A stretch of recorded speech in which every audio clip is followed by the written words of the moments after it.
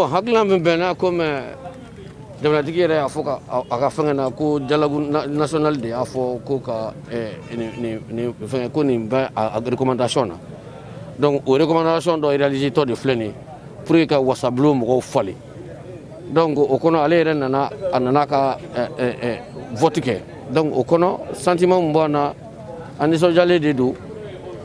mais ka tila k'a ɲini vote in ka kɛ nɔgɔya kɔnɔ ani mɔgɔw ka vote dɔrɔn u ka bureau kɔnɔna ninnu u ka vote kɛyɔrɔ ninnu to u ka taa so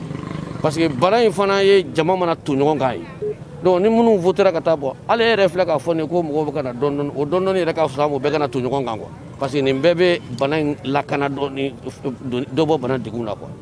parce que ni bɛɛ nana ɲɔgɔn fɛ a bɛ gɛlɛya quoi a dun fɔra ko ka distance respecter donc ni côté goudi ne yɛrɛ fɛ ko gɛlɛman tɛ quoi voilà parce que compte tenu bana in yɛrɛ situation na quoi o ɲɛ b'a e yɛrɛ ɲɛ bɛ minɛ ko fɛn dɔ